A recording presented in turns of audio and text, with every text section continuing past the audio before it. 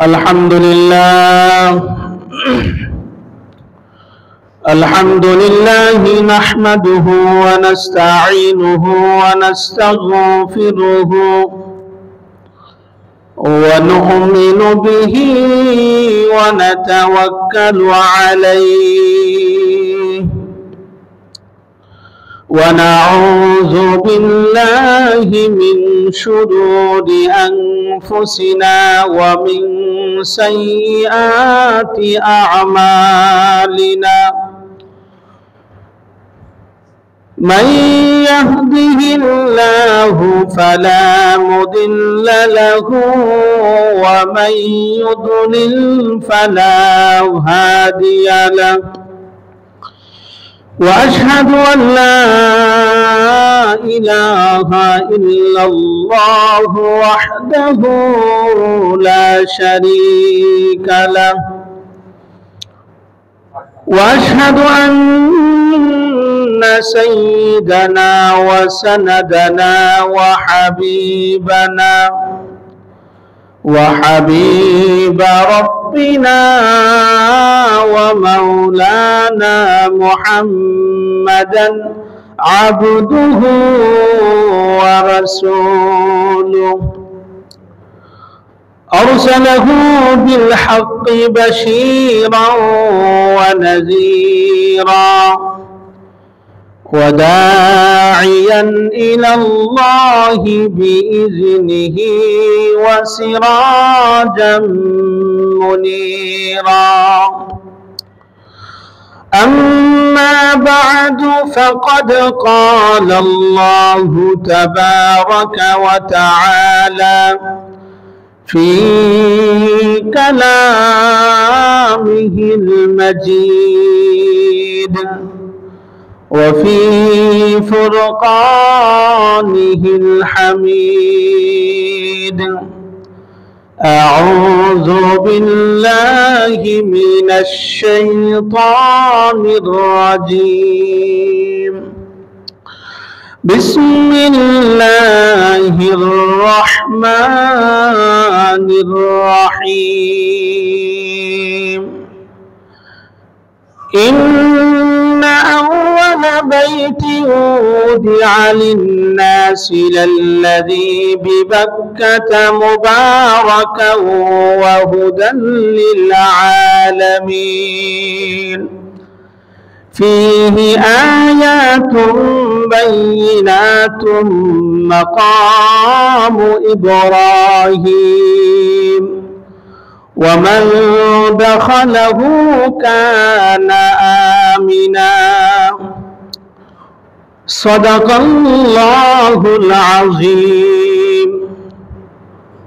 وعن أبي هريرة رضي الله عنه قال سئل رسول الله صلى الله عليه وسلم أي الأعمال أفضل؟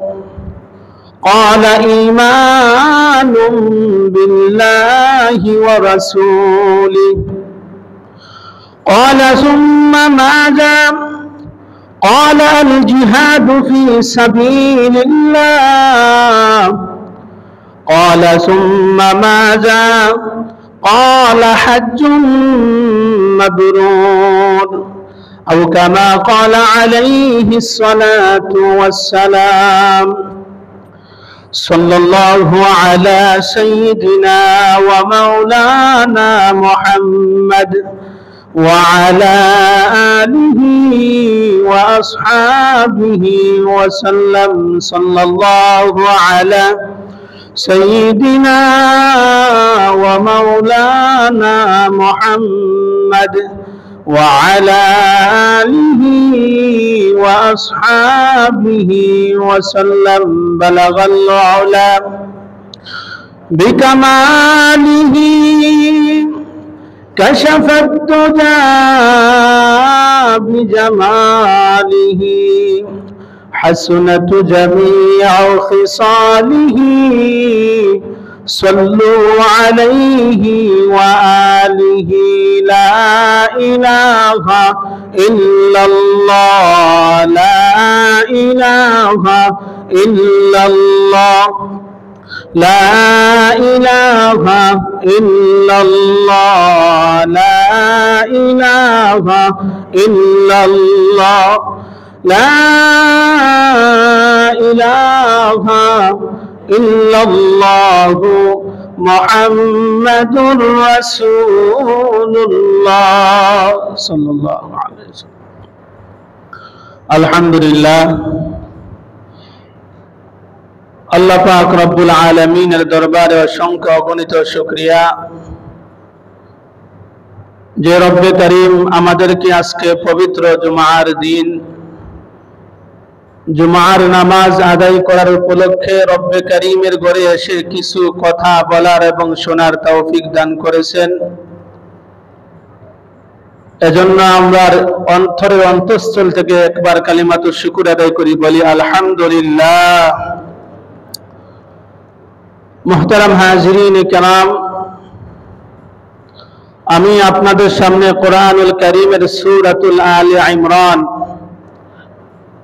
এই সূরাটির ৯৭ নং আয়াতে কারিমা তেলাওয়াত করেছি। তারই সাথে সাথে হুজুরে পাক সাল্লাল্লাহু আলাইহি ওয়াসাল্লামের অসংখ্য অগণিত হাদিসের ভান্ডার থেকে সহিহ বুখারী শরীফ থেকে একটি হাদিস আমি আপনাদের সামনে পাঠ করেছি।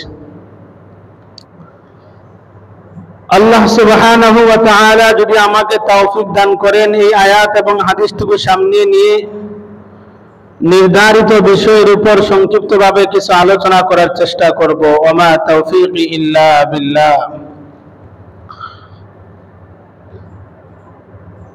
সম্মানিত মুসল্লিয়ানে কেরাম, আজকে আমার আলোচ্য বিষয় হচ্ছে হজের গুরুত্ব এবং তার ফজিলত নিয়ে। আলোচনার পূর্বে আপনাদের কাছে দোয়া চাচ্ছি, রব্বুল আলামিন যেন আমার জবান থেকে এমন কিছু কথা বের করে দেয় যেই কথার কারণে আমরা সকলে যেন আল্লাহর ঘর বাইতুল্লাহ জিয়ারত করার তৌফিক দান করে দেন। সকলে বলেন আমিন। মুহতারাম হাজিরিন কিরাম, আমরা যে ইবাদত করি, মৌলিকভাবে ইবাদত হলো দুই প্রকার, বদনী ইবাদত আর মালি ইবাদত। শারীরিক ইবাদত আর আর্থিক ইবাদত। আবার কোন ইবাদত শারীরিক এবং আর্থিক উভয়টি মিলেই করতে হয়। তন্মধ্যে অন্যতম একটি ইবাদত হলো হজ আদায় করা, হজ পালন করা। হজ শব্দের শাব্দিক অর্থ হলো আল হাজ্জু আল কাসদু, ইরাদা করা, সংকল্প করা, ইচ্ছা পোষণ করা। পরিভাষায় হজ বলা হয় নির্দিষ্ট মাসে, নির্দিষ্ট সময়ে, নির্দিষ্ট স্থানে সুন্নত মোতাবেক কিছু কাজ সম্পাদন করাকে হজ বলা হয়। কি বললাম ভাই? নির্দিষ্ট সময়ে, নির্দিষ্ট মাসে, নির্দিষ্ট স্থানে সুন্নত মোতাবেক কিছু কাজ সম্পাদন করাকে হজ বলা হয়।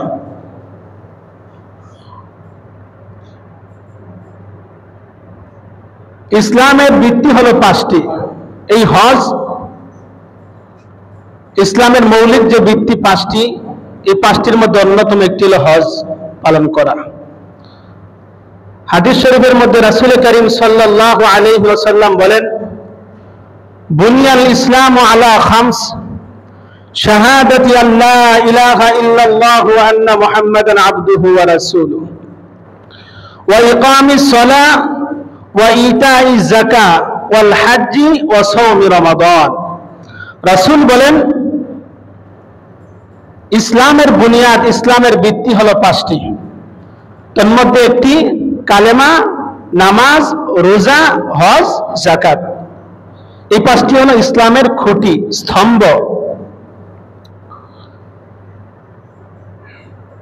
দেখেন, আজকে আমরা যে বিষয়ে আলোচনা করব হজ সম্পর্কে, এই পাঁচটি বুনিয়াদের মধ্যে হজ কতটা গুরুত্বপূর্ণ ইবাদত। আল্লাহ রাব্বুল আলামিন গোটা কোরআনুল কারীমের মধ্যে কালেমা সম্পর্কে কোনো সূরা নাজিল করেন নাই।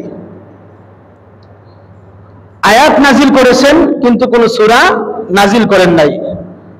নামাজ সম্পর্কে গোটা কোরআনুল কারীমের মধ্যে কোথাও কোনো সূরা নাজিল করেন নাই, আয়াত নাজিল করেছেন।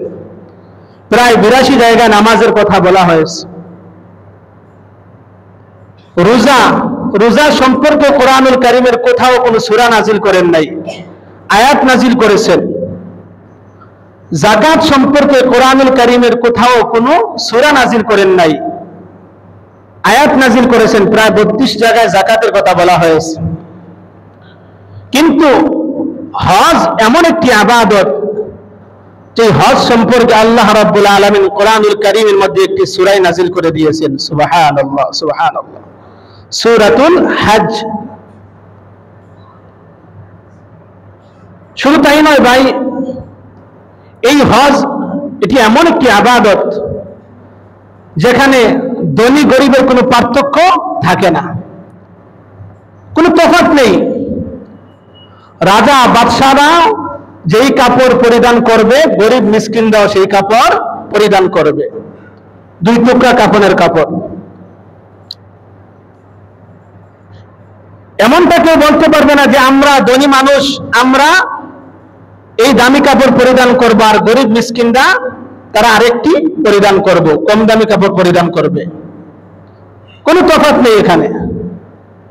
রাজা বাদশাহরা যেমন ভাবে মিনায়, মুজদালিফায়, আরাফায় অবস্থান করবে, গরিব মিসকিনরাও সেখানে অবস্থান করবে। রাজা বাদশাহরা যেমন ভাবে তওয়াফ করবে, গরিব মিসকিনরাও তেমন ভাবে তওয়াফ করবে। রাজা বাদশাহরা যেমন ভাবে সাই করবে, গরিব মিসকিনরাও তেমন ভাবে সাই করবে। শুধু তাই নয়, রাজা বাদশাহদের মুখে যেই বলি থাকবে, গরিব মিসকিনদের মুখেও সেই বলি থাকবে। সেই বলি কি ভাই?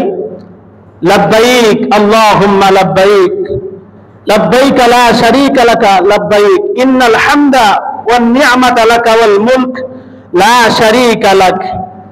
এটা গরিব মিসকিনরাও পড়বে, রাজা বাদশাহরাও পড়বে। অতএব এই হজ এমন একটি ইবাদত যে ইবাদতের মধ্যে গরিব মিসকিনের কোনো পার্থক্য নেই। এই হজ মৌলিকভাবে আত্মার চিকিৎসা হয়, কিন্তু আমরা এই ইবাদতটাকে এমন ভাবে নিয়ে যাই, আমাদের এই মূল্যবান ইবাদতটা ধ্বংস করে দেয় ভাই। যেমন কোন ভাই হজ করতে গেলে প্রথমেই ফেসবুকের মধ্যে একটা স্ট্যাটাস দেন, ছবি ছাড়েন যে আমি হজের উদ্দেশ্যে রওনা হচ্ছি। হজের মধ্যে কি আবার কয়েকটি ছবি দেয়, হজ থেকে ফিরে এসে আবার বলে আমি বাড়িতে ফিরে আসছি, আমার জন্য দোয়া করবেন। আচ্ছা ভাই বলেন তো, দোয়া নেওয়ার জায়গা কি ফেসবুক? কথা বলেন। আপনার মা আছে, বাবা আছে, আপনার উস্তাদ আছে, আপনার মুরব্বী যারা তারা আছে, তাদের কাছ থেকে দোয়া নিয়ে আপনি বের হবেন। ওই ফেসবুকের মধ্যে ছবি দেওয়ার মূল কারণ হলো যে আমাকে যেন মানুষ হাজী সাহেব বলে, আলহাজ বলে। ওই সামান্য একটু লৌকিকতার কারণে তার ইবাদতটা নষ্ট হয়ে যায় ভাই। সে বুঝতে পারে না, এমনটা করা যাবে না। এক বেচারায় এক ভদ্রলোক খুব রাগ করে উনার নাম ধরে ডাকার কারণে, উনার নামের আগে আলহাজ লাগান নাই, কেউ উনাকে ডাকার আগে হাজী সাহেব বলে না। তো উনি বলল, আমার মনের মধ্যে বড় দুঃখ, আমি 2 বার হজ করলাম, কেউ আমাকে আলহাজ বলে না। আরেক ভদ্রলোক, উনার নাম জিজ্ঞাসা করা হলো যে ভাই আপনার নাম কি? তো উনি বললেন আমার নাম হলো হাজী সমরউদ্দিন। তো বললো ভাই আপনার নাম কি? হাজী সাহেব এখন পাল্টা বলতেছে আপনার নাম কি? তখন তিনি বলেন আমার নাম হলো নামাজি আমিনউদ্দিন। নামাজি আমিনউদ্দিন। তখন তিনি বললেন যে তুমি তোমার নামের আগে নামাজি কেন লাগাইলা? তখন তিনি বললেন যে ভাই, আপনি যদি 2 বার হজ করার কারণে আপনার নামের আগে আলহাজ লাগাইতে পারেন, আমি তো দৈনন্দিন 5 বার নামাজ আদায় করি, আমার নামের আগে নামাজি কেন লাগাইতে পারবো না?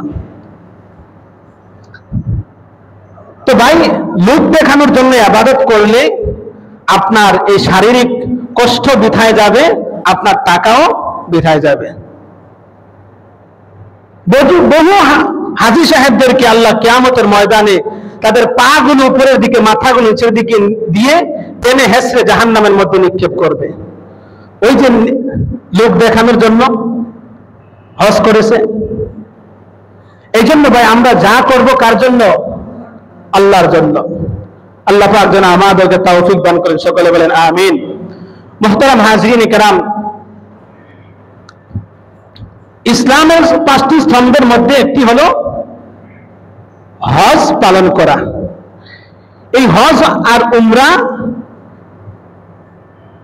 এমন একটি জায়গায় অনুষ্ঠিত হয়, দুনিয়ার সর্বপ্রথম ইবাদতের জায়গায়, যেখানে সমগ্র মানব জাতির জন্য কল্যাণ, বরকত ও হেদায়েতের প্রতীক রয়েছে। সুবহানাল্লাহ, সুবহানাল্লাহ। রব্বুল আলামিন এই কথাটুকুই কোরআনুল কারীমের সূরাতুল আল ইমরানের 97 নং আয়াতে কারিমার মধ্যে বলেন, ইন্না আউওয়ালা বাইতি উদিআ লিন-নাস লাল্লাযী বিবাক্কাতা মুবারাকান ওয়া হুদাল লিল আলামিন فيه آيات مقام إبراهيم ومن دخله كان آمنا। রব্বুল আলামিন বলেন, ইন্না আউওয়ালা বাইতি উদিআ লিন-নাস, নিঃসন্দেহে সমগ্র মানব জাতির জন্য তাদের ইবাদতের নিমিত্তে সর্বপ্রথম যে ঘরটা তৈরি করা হয়েছে তা হয়েছে বাক্কা বা মক্কায় অবস্থিত।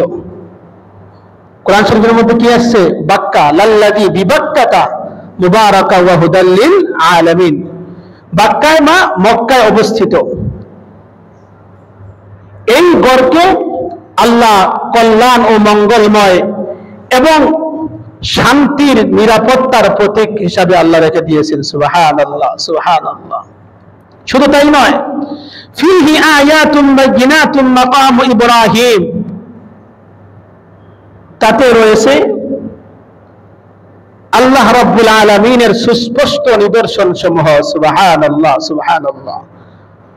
তোর মধ্যে অন্যতম নিদর্শন সমূহ হলো পয়গম্বর ইব্রাহিম আলাইহিস সালাম যেখানে দাঁড়িয়েছেন, এটাকে মাকাম ইব্রাহিম বলা হয়। এই ঘরের অন্যতম তাৎপর্য, ফজিলত হলো ওমান দাখালাহু কানা আমিনা, যে এই ঘরের মধ্যে প্রবেশ করবে সে দুনিয়া ও পরকাল উভয় জাহানে নিরাপত্তায় চলে আসবে। সুবহানাল্লাহ, সুবহানাল্লাহ। মুহতারাম হাজরিন কিরাম, আল্লাহ রাব্বুল আলামিন এই বিধান দিয়েছেন যে এই বিধান পালন করা কি ভাই? ফরজ। আর এই বিধান অমান্য করা কুফর। এই বিধান অমান্য করা কুফর। আল্লাহ তাআলা বলেন, ওয়ালিল্লাহি আলান নাসি হিজ্জুল বাইতি মান ইসতাতাআ ইলাইহি সাবিলা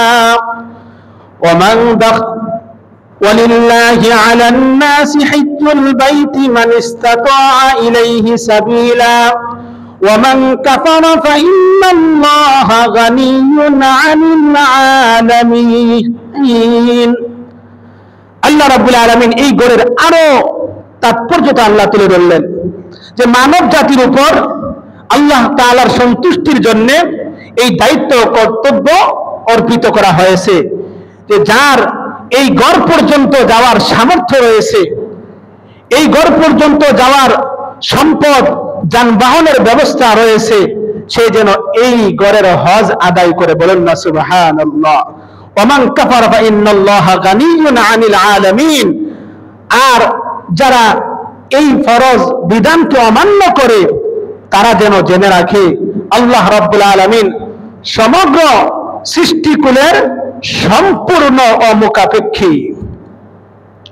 মুহতারাম হাজরিন কিরাম, আসুন আমরা এই হজ সম্পর্কে কিছু ফজিলত আমরা জানি। এই হজ আদায় করলে কি হয়, কতটুকু লাভবান হয় মানুষ। হজের 1 নম্বর ফজিলত হলো ইবাদতের মধ্যে সর্বোত্তম ইবাদত হলো হজ পালন করা। বিভিন্ন হাদিসের মধ্যে বিভিন্ন ইবাদতের কথা বলা হয়েছে, কিন্তু এক হাদিসের মধ্যে রাসূল বলেন সর্বোত্তম ইবাদত হলো হজ পালন করা।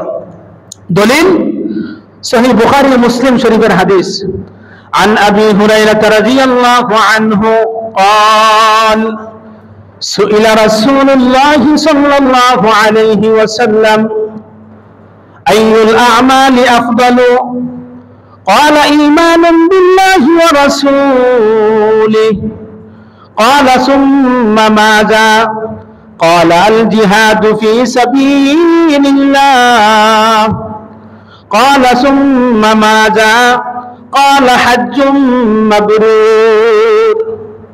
হযরত আবু হুরায়রা রাদিয়াল্লাহু আনহু থেকে বর্ণিত, তিনি বলেন নিঃসন্দেহে রাসূল করিম সাল্লাল্লাহু আলাইহি ওয়াসাল্লাম ইরশাদ করেছেন, সুইলা রাসূলুল্লাহ সাল্লাল্লাহু আলাইহি ওয়াসাল্লাম, নবীকে জিজ্ঞাসা করা হয়েছে সর্বোত্তম ইবাদত কোনটি, সর্বোত্তম ইবাদত কোনটি? আল্লাহ রাসূল সাল্লাল্লাহু আলাইহি ওয়াসাল্লাম বলেন, ঈমানুন বিল্লাহি ওয়া রাসূলি, আল্লাহ এবং তার রাসূলের উপর বিশ্বাস স্থাপন করা ঈমান আনা। বলুন না সুবহানাল্লাহ, সুবহানাল্লাহ। সাহাবী আবার জিজ্ঞাসা করলেন, ক্বালা সুম্মা মাযা, ইয়া রাসূলুল্লাহ তারপর কোনটি সর্বোত্তম ইবাদত? রাসূল বলেন, ক্বালা আল জিহাদু ফি সাবিলিল্লাহ, আল্লাহর রাস্তায় জিহাদ করা, সংগ্রাম করা।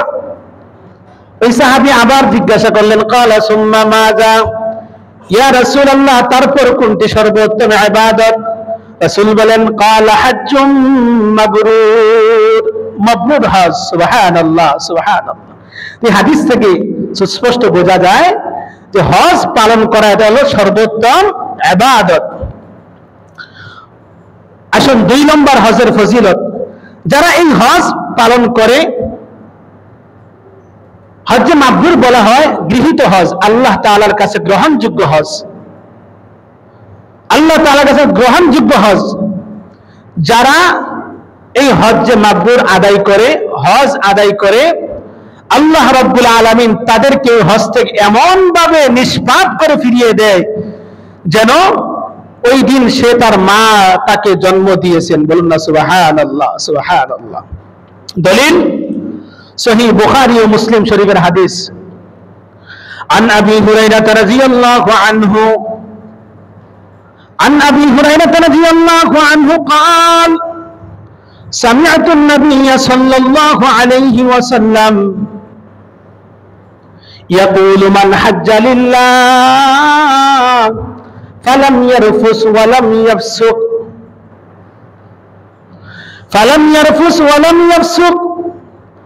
রাসূল করিম সাল্লাল্লাহু আলাইহি ওয়াসাল্লাম বললেন, হযরত আবু হুরায়রা রাদিয়াল্লাহু আনহু বলেন, আমি নবীজিকে জিজ্ঞাসা করলাম, আমি নবীজি সাল্লাল্লাহু আলাইহি ওয়াসাল্লামকে বলতে শুনেছি, সামিআতুন নাবিয়্যা সাল্লাল্লাহু আলাইহি ওয়াসাল্লাম, আমি রাসূলকে বলতে শুনেছি, তিনি বললেন, ইয়াকুলু মান হাজ্জা লিল্লাহ, যে ব্যক্তি আল্লাহর সন্তুষ্টির জন্য হজ আদায় করে, ফালাম ইয়ারফুস, সেখানে কোনো যৌন অপরাধ করে না, ওয়ালাম ইয়াফসুক, সেখানে কোনো পাপাচার করে না, কোনো অন্যায় করে না।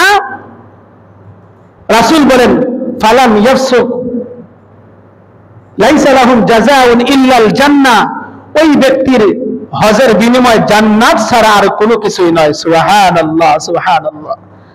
লাইসা লাহু জাযাউন ইল্লাল জান্নাহ, জান্নাত ছাড়া তার আর অন্য কোনো কিছু নয়। সুবহানাল্লাহ, সুবহানাল্লাহ। রাসূল বলেন, ফালাম ইয়ারফুস ওয়ালাম ইয়াফসুক রাজাআ কায়াউমি ওয়ালাদাতহু উম্মুহু, ওই ব্যক্তি সেদিনের মতো যেদিন তার মা তাকে জন্ম দিয়েছেন, জন্ম দিলে বাচ্চা যেমন ভাবে নিষ্পাপ হয়ে যায়, ওই ব্যক্তি হজ থেকে তেমন ভাবে আল্লাহ রাব্বুল আলামিন তার সমস্ত গুনাহগুলো ক্ষমা করে তাকে নিষ্পাপ বানিয়ে তাকে পাঠায়। সুবহানাল্লাহ, সুবহানাল্লাহ। রাসূল বলেন রাজাআ কায়াউমি ওয়ালাদাতহু উম্মুহু, এমন দিনের মতো যেই দিন তার মা তাকে জন্ম দিয়েছেন। সুবহানাল্লাহ, সুবহানাল্লাহ। মুহতারাম হাজিরিন কিরাম, 3 নম্বর হজের ফজিলত, মাবরুর হজের বিনিময়ে জান্নাত। রাসূল বলেন, এই হাদিসটি সহিহ বুখারী ও মুসলিম শরীফের বর্ণনা এসেছে, আন আবি হুরায়রা রাদিয়াল্লাহু আনহু আন্না রাসূলুল্লাহ সাল্লাল্লাহু আলাইহি ওয়াসাল্লাম قال العمرة إلى العمرة كفارة لما بينهما العمرة إلى العمرة كفارة لما بينهما وليس للحجة ثواب إلا الجنة। রাসূলুল্লাহ সাল্লাল্লাহু আলাইহি ওয়াসাল্লাম বলেন, এক উমরা থেকে আরেক উমরা পর্যন্ত মধ্যবর্তী তার যে যাবতীয় অপরাধগুলো আল্লাহ ক্ষমা করে দেন। সুবহানাল্লাহ। তার গুনাহগুলো মার্জনা হয়ে যায়। আল উমরাতু ইলাল উমরাতি কাফারাতুন লিমা বাইনাহুমা ওয়া লাইসা লিল হাজ্জাতিল মাবরুর লাইসা লাহু সাওয়াবুন ইল্লাল জান্নাহ। রাসূল বলেন, এক উমরা থেকে আরেক উমরা পর্যন্ত মধ্যবর্তী তার যে অপরাধগুলো রয়েছে এগুলা মার্জনা হয়ে যায়, কাফারা হয়ে যায়। বলেন না সুবহানাল্লাহ। আর হজ্জে মাবরুরের বিনিময়ে রাসূল বলেন, লাইসা লাহু জাযাউন ইল্লাল জান্নাহ, জান্নাত ছাড়া অন্য কোনো কিছু নয়। সুবহানাল্লাহ, সুবহানাল্লাহ। কয়টা ফজিলত শুনলাম ভাই? 1 নম্বর হজের ফজিলত, সর্বোত্তম ইবাদত। 2 নম্বর, আল্লাহ হজ থেকে ওই হাজী সাহেবদেরকে নিষ্পাপ করে ফিরিয়ে দেন, যেভাবে তার মা তাকে যেদিন জন্ম দিলে যেমন ভাবে নিষ্পাপ হয়ে যায়, এমন দিনের মতো ওই হাজী সাহেবকে আল্লাহ হজ থেকে ফিরিয়ে দেন। সুবহানাল্লাহ, সুবহানাল্লাহ। 3 নম্বর বললাম, এক উমরা থেকে আরেক উমরা করলে, ওই প্রথম উমরা থেকে শেষ দ্বিতীয় উমরা করলে, এই 2 উমরার মধ্যবর্তী যে সময়ে আপনার জবানের দ্বারা, হাত দ্বারা, আপনার অঙ্গ প্রত্যঙ্গের দ্বারা যে অপরাধগুলো হয়েছে এগুলো আল্লাহ মোচন করে দেন, এবং মকবুল হজের বিনিময়ে জান্নাত ছাড়া কিছুই নয়। নাম্বার 4, হজ ও উমরা আমরা অনেকেই মনে করি যে এটা তো আর্থিক একটি ইবাদত, শারীরিক এবং আর্থিক। কথা বলেন ঠিক কিনা? হজ পালন করতে গেলে টাকা পয়সা খরচ হয় কি হয় না ভাই?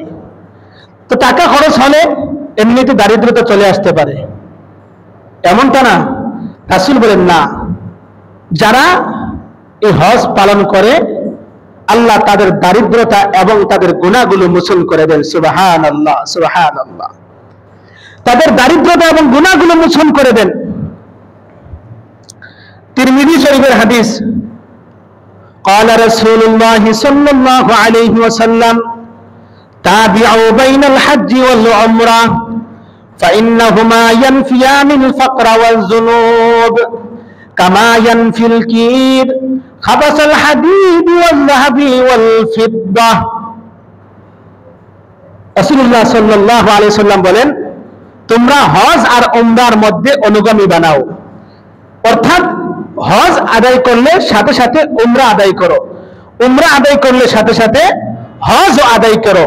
কেননা এই দুইটি, হজ আর উমরা, দারিদ্রতা আর গুনাহ সমূহ এমন ভাবে বিমোচন করে দেয়, দুয়ে পরিষ্কার করে দেয়, কামা ইয়ানফিল কির খাবিসাল হাদিদ ওয়াল যাহাবি ওয়াল ফিদ্দা। রাসূল বলেন, কামারের হাফর লোহা যেমন ভাবে স্বর্ণ আর রূপার মরিচাগুলো দুয়ে পরিষ্কার করে দেয়, বিমোচন করে দেয়, ঠিক তদ্রুপ ভাবে এই দুইটি ওই হাজী সাহেবের দারিদ্রতা এবং তার গুনাহগুলো মুছে দেয়। সুবহানাল্লাহ, সুবহানাল্লাহ। তো এই হাদিস থেকে আমরা কি বুঝলাম ভাই? হজ পালন করলে মানুষ দরিদ্র হয় না, গরিব হয় না, তার মধ্যে সচ্ছলতা আল্লাহ তাআলা দিয়ে দেন। গরিব হলে আল্লাহ সচ্ছলতা অটোমেটিক ইনশাআল্লাহ দিয়ে দিবেন। রাসূলের হাদিস কখনো মিথ্যা হতে পারে না। 5 নম্বর হজের ফজিলত, হজ পালন করলে পূর্বের সকল গুনাহ আল্লাহ ধ্বংস করে দেয়। সুবহানাল্লাহ, সুবহানাল্লাহ। নবীজির সাহাবী হযরতে আমর ইবনে আস রাদিয়াল্লাহু আনহু, ওই সাহাবীকে রাসূল করিম সাল্লাল্লাহু আলাইহি ওয়াসাল্লাম বললেন, হে আমর, আমা আলিমতা, তুমি কি জানো ইন্নাল ইসলাম ইয়াহদিমু মা কানা ক্বাবলাহু ওয়া ইন্নাল হিজরাতা তাহদিমু মা কানা ক্বাবলাহা ওয়া ইন্নাল হাজ্জা ইয়াহদিমু মা কানা ক্বাবলাহু। হে আমর, তুমি কি জানো যে ইসলাম গ্রহণ করলে তার পূর্বের সকল গুনাহ আল্লাহ ধ্বংস করে দেয়। সুবহানাল্লাহ, সুবহানাল্লাহ। আমরা কেমন ইসলাম ভাই পেয়েছি, কেমন দিন আমরা পেয়েছি। 80 বছর, 90 বছর, 100 বছরের গুনাহগার ব্যক্তিও যদি ইসলাম গ্রহণ করে, তাহলে তার পূর্বের সকল গুনাহ আল্লাহ ক্ষমা করে দেয়। সুবহানাল্লাহ, সুবহানাল্লাহ। ইন্নাল ইসলাম ইয়াহদিমু মা কানা ক্বাবলাহু ওয়া ইন্নাল হিজরাতা তাহদিমু মা কানা ক্বাবলাহা। আর হিজরত তার পূর্বের সকল গুনাহ ধ্বংস করে দেয়। সুবহানাল্লাহ, সুবহানাল্লাহ। ওয়া ইন্নাল হাজ্জা ইয়াহদিমু মা কানা ক্বাবলাহু। আর হজ তার পূর্বের সকল গুনাহ ধ্বংস করে দেয়। সুবহানাল্লাহ, সুবহানাল্লাহ। তো হাদিস থেকে ভাই জানলাম যে হজ পালন করলে তার পূর্বের সকল গুনাহ ধ্বংস করে দেয়। আগের হাদিস থেকে আরো পরিষ্কার আমরা বুঝতে পারলাম যে নিষ্পাপ করে মার গর্ভ থেকে যেদিন বাচ্চা জন্মগ্রহণ করে, এই দিন ওই বাচ্চার কোনো গুনাহ থাকে? কথা বলেন, কোন গুনাহ থাকে? কোনো গুনাহ নেই। রাসূল বলেন, রাজা কায়াউমি ওয়ালাদাতহু উম্মুহু, তার মার গর্ভ থেকে যেমন ভাবে সে ভূমিষ্ঠ হয়ে যেই দিন তার মা তাকে ভূমিষ্ঠ করে, সে যেমন বেগুনাহ থাকে, তেমন ভাবে ওই হাজী সাহেবকে ওই হজ থেকে তাকে বেগুনাহ বানিয়ে আমি পাঠাই। সুবহানাল্লাহ, সুবহানাল্লাহ।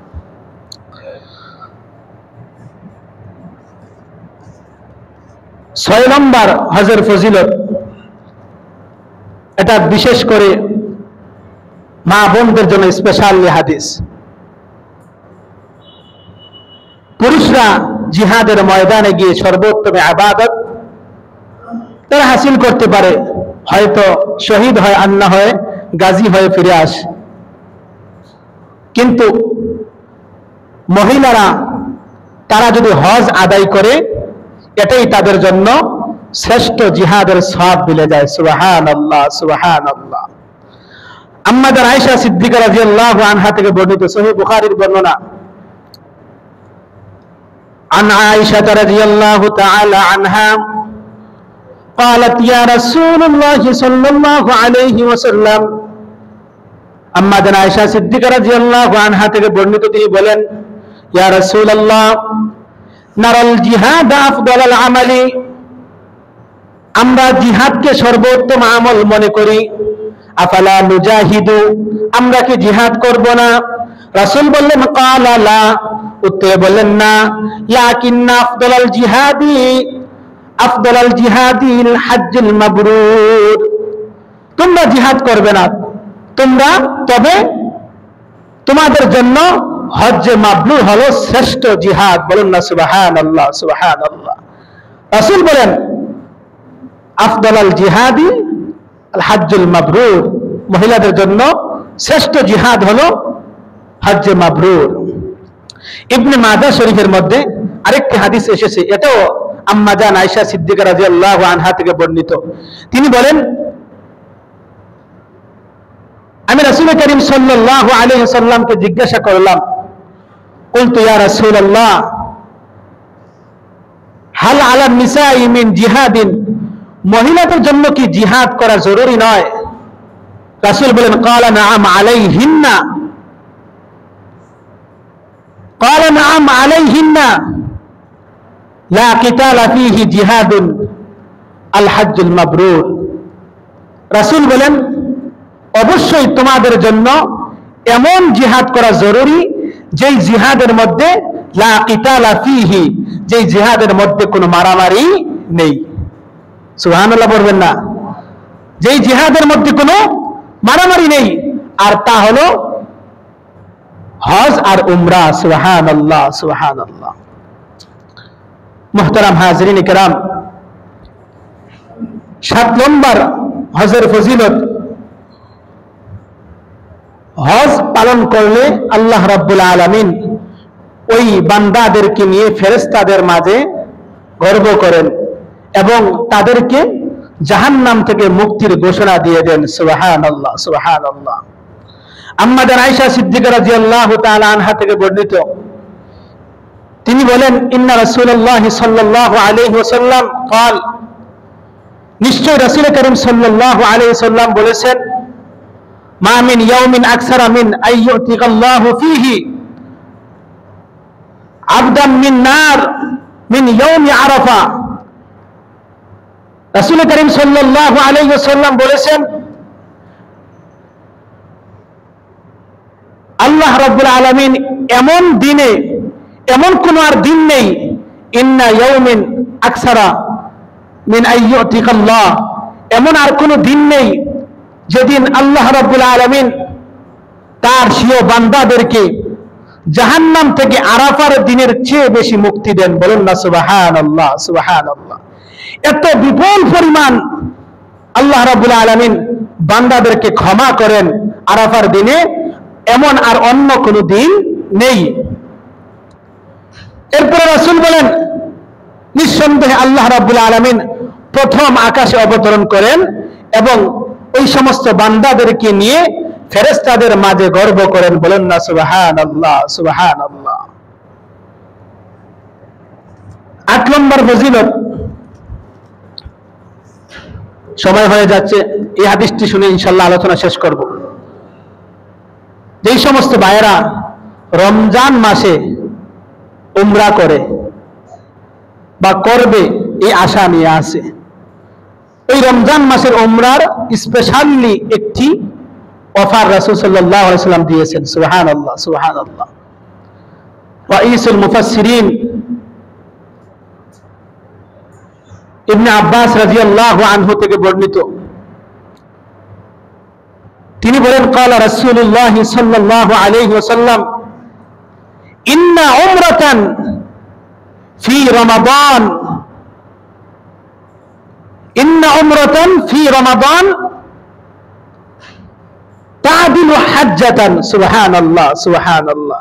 রাসূল বলেন, যারা রমজান মাসে উমরা করে ফজিলতের দিক দিয়ে, মর্যাদার দিক দিয়ে তাদের ওই উমরা ফরজ হজের সমকক্ষ হয়ে যায়। সুবহানাল্লাহ, সমান হয়ে যায়। সুবহানাল্লাহ। রমজান মাসে যারা উমরা করে তাদের হজ ফরজ হজের সমান হয়ে যায়। আমার প্রিয় ভাইরা, আজকের এই জুমা এতটুকুই থেকে যাক। আগামী জুমা ইনশাআল্লাহ ধারাবাহিকের পরবর্তী আলোচনা করব। আল্লাহ রাব্বুল আলামিন যদি আমাকে তৌফিক দান করেন। সকলে বলেন আমিন সুম্মা আমিন। ওয়া আখিরু দাওয়ানা আনিল হামদুলিল্লাহি রাব্বিল আলামিন। যারা সুন্নাত পড়েন নাই সুন্নাত পড়ে নেন।